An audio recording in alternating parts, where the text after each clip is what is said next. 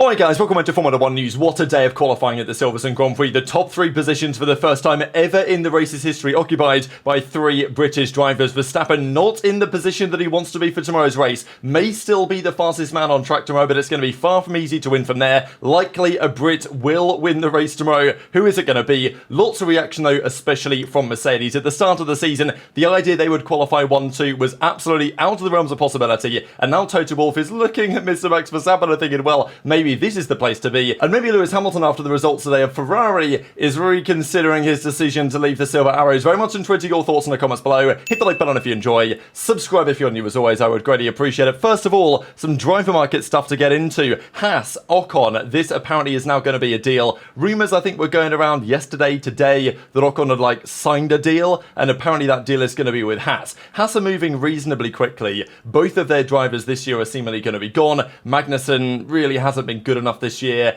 Behrman, of course, is coming in effectively for him, or for Hulkenberg if you're looking at it that way, because Hulkenberg is leaving to Audi, we know that for sure. But Ocon is rumoured to be their other driver. Apparently he's going to sign a multi-year deal. At Alpine, they hope to bring Sainz in as his replacement, but the Ferrari driver, as we full well know, still has several options, potentially including Red Bull, and that cannot be ruled out. As of today's another classic stinker here from Sergio Perez. There's also the Jack Doohan option at Alpine. There's a few things going on in the market, especially at the Williams side, because Logan Sargent, rumour has it, might be replaced in the middle of the season. We talked about this a long time ago now, even before Imola, that it was possible that Sargent was going to be gone mid-season. Now it seems like that is maybe even more likely than not, because when your team principal is saying there will be a line in the sand where we have to make a decision, both for 25 and maybe for something this year. So when James Vowles is saying that, yeah, there's a realistic possibility here that Sargent is out of the car in the middle of the season,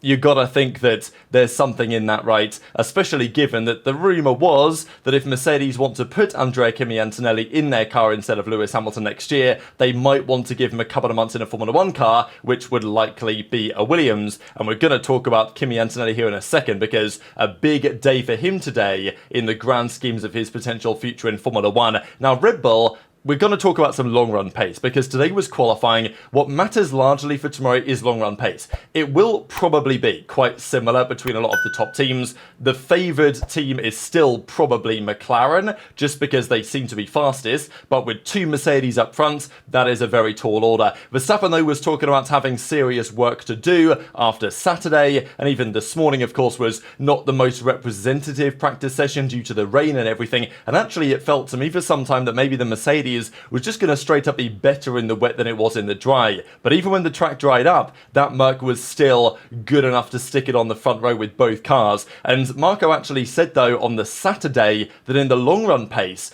they're losing a good couple of tenths to Norris. So we'll see what happens tomorrow in the race, but the reality is that it's nowhere near a foregone conclusion.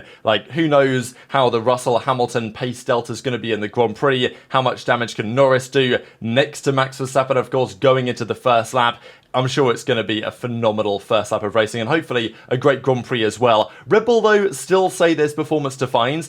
They've brought a relatively significant upgrade this weekend, at least they say. It's marginal, but the rumour was it was quite big. They have more performance to come as well. I think in Hungary, there's going to be more updates on the RB20, so that is potentially big news for them as well, if it actually does anything. But to be fair, they've said this now for a few rounds, Red Bull, that okay, they're bringing changes, they're going to improve their car, but Perez is still in the same spot, and Verstappen relatively is still in the same spot. Doesn't seem to me that it's a guarantee by any means that Red Bull really know how to accelerate their development curve, because even when they bring upgrades, and for example Mercedes don't, they still get a 1-2. Now this was a 1-2 in practice. This was the 1-2-3 in practice, and well, guess what happens when we got to qualifying, right? But a wet session, a session that was topped by the two Mercedes guys. They had some struggles, Mercedes, on the Friday. They were pretty quick, but there were certain things they were trying to figure out. One of the other talking points of Mercedes, though, is on Antonelli, because he even admitted after this win he has been feeling the pressure. Toto Wolff's been putting the pressure on, the media has been putting the pressure on, and Antonelli was effectively told by Wolff, look, sink or swim, right? If you're going to be a champion, it's about time to start performing in Formula 2.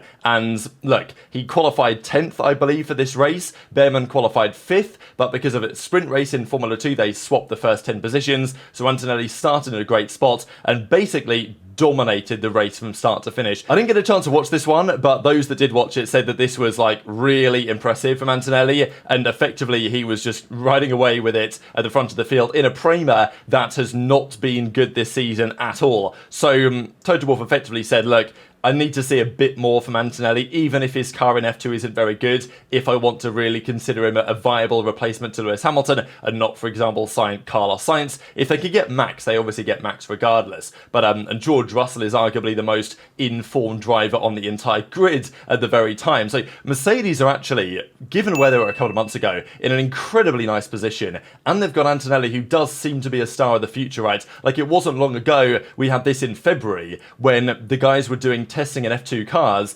and Kimi Antonelli was reportedly seconds faster than the rest of the field. So there's obviously been some speculation. Is he actually all that? His results haven't been so good, but there was like safety cars in this, and Antonelli was basically lapping a second a lap faster than anyone else on the track. So, you know, that is a masterclass, and we know how it goes. If you're a good driver in the wet, all the great drivers are great in the wet. The Sennas, the Hamiltons, the Verstappens, and this was no doubt incredibly impressive what he did today. More impressive than what Checo Perez is up to, because here we go again. Now, Perez was under pressure coming into today. We talked about it yesterday. Rumours that his contract is potentially up for cancellation, effectively. There are performance clauses, which is obviously not reaching right now. They can be triggered to say, look, yeah, nice one, Checo. We did sign you a 2-year deal, 25-26, but yeah, we ain't doing that anymore. And it seems like that is more likely than not to maybe even occur at this point, because Perez was in the gravel here, spun out, and yes, it was tricky conditions, you know, wet and all this, but and Gasly had a hard time as well. But, you know, and Verstappen went off as well, but he kept it on track at the end of the day. He got through the gravel trap and was back on the track and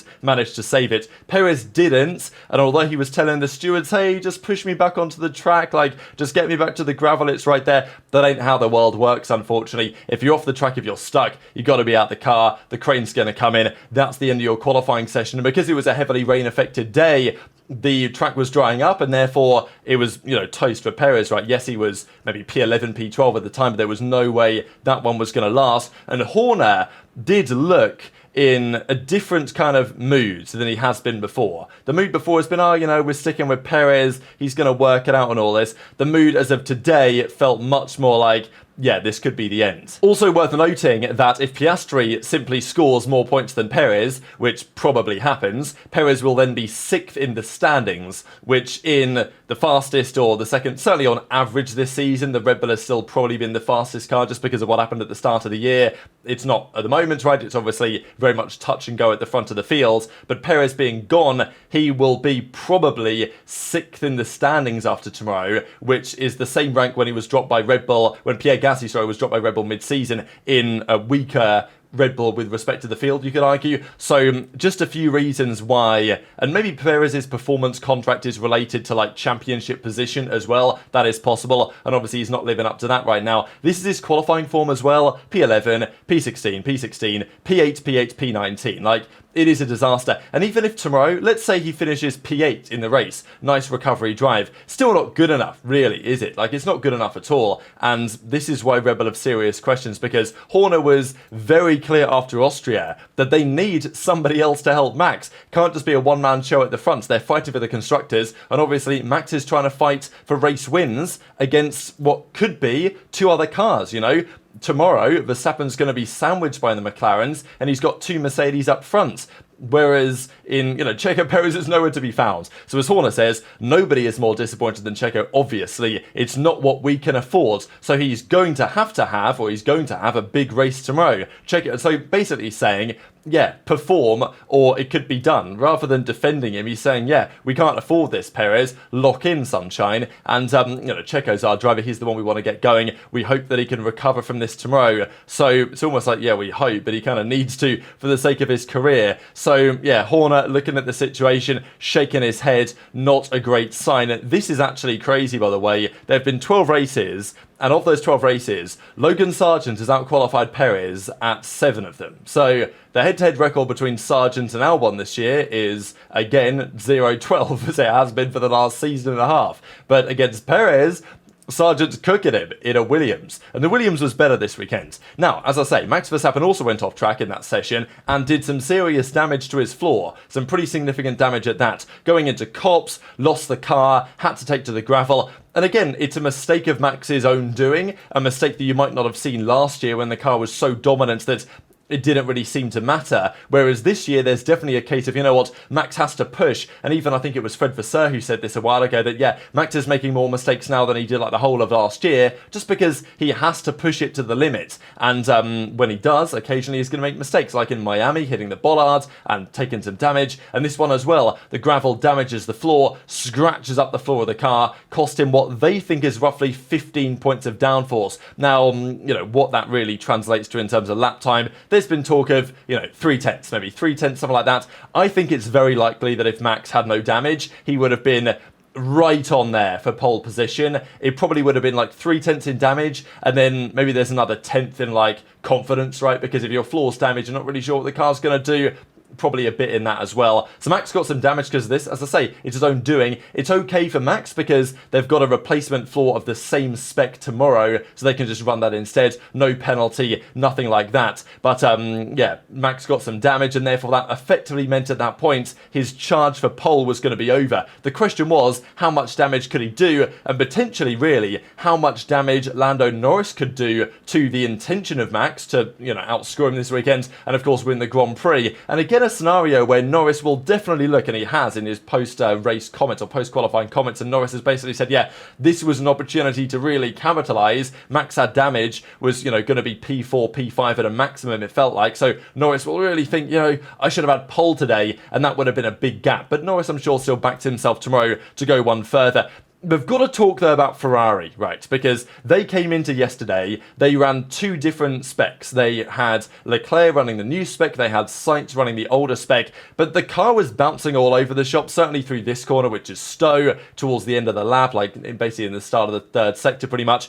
He had a big moment here at times. The bouncing was all over the place. And it's crazy that we're in year 3 of these regulations. And Ferrari are now the team again, as they were really at the start of 2022, but the car was still fast, dealing with bouncing, porpoising problems again. They can't seem to figure it out. So Ferrari were like, yeah, it ain't working here, guys, at Silverstone. We've got to go back to the old specification. They did, and Leclerc especially was struggling to find form with it because he'd not driven with it all weekend. Sainz got into Q2 or Q3, but wasn't great, and yeah, Leclerc's out in P11. So what's happened to Ferrari, right? We talked about this in years gone past. They start the season well, all of a sudden upgrades arrive. They might not be upgrades, they might be downgrades. And that's exactly what we saw here, you know, out-qualified by a couple of Aston Martins, a Williams, a Haas. Both Ferraris actually out-qualified by the Haas of Hulkenberg today, which was pretty unbelievable stuff. So what is going on over there? As Leclerc says, never found a feeling with the car. We've lost pace. We just don't know how to get it back. That is concerning, and it will also be concerning for Lewis Hamilton in some way, right? Because at the start of the season, the move to Ferrari from Mercedes looked absolutely nailed on, the most important thing to do, the best possible decision. Ferrari on the up, Mercedes on the down. Lewis has played a blinder. Does not seem so clear that is the case anymore. I still feel like for Hamilton, it's probably going to be a wise decision in the long term. He gets the deal that he wants. He gets to drive for the most famous team in the sport, gets to try and win a championship with them. At this rate, probably in 2026 will be his chance if they nail the new regs. Maybe Newey joins, and also he gets to, you know, leave Mercedes, where Russell is right now taking precedence, right? Not just from the organizational point of view, but also he's just in an absolute hot streak of form right now. So this is just another shot actually of Q1 when we saw, of course, Gasly starting it right at the back of the field because of the penalties for the new engine. So Perez will be P19 for tomorrow's race. But this was a sensational Q3. So Verstappen was in a good spot, put in a great lap actually, all things considered. 2/10 off the lap that Hamilton put in. Norris on his final lap though made a mistake at turn 3. That compromised the run. So I think it was turn 3 anyway. So Norris will feel pretty aggrieved at that. And I think Piastri got held up in some traffic from Sainz. So there was more time, I think, in both of the McLarens. But nonetheless, the Mercedes drivers, they capitalise. Hamilton a slightly slower sector 1, but he went purple sector 3 to put it on provisional pole ahead of Lando. But then Russell goes purple, and puts it back on pole. And Mercedes 1-2. Hamilton's first front row start of the season. Again, qualifying behind Russell by a 10.5. Like, Russell really found something there. I do wonder if there's some difference in setup as well. Just because there was quite some analysis on the straight line speed that Russell seemed to have have. So maybe Hamilton's gone for a slightly more race setup with slightly lower top speed, slightly higher downforce to better protect the tyres. And it's just going to be a phenomenal battle, I think, tomorrow. So yeah, Verstappen makes an error. Eventually, he's only P4 max, which to be honest is pretty good going given the damage, because Piastri easily could have been ahead of him if he'd got the lap in that he wanted at the end. Norris will feel like he could have had pole here. But what a performance from Hulkenberg, arguably the standout. Alonso was frustrated on the radio that I couldn't get anything going in the final corners. But I mean, have a look at this, right?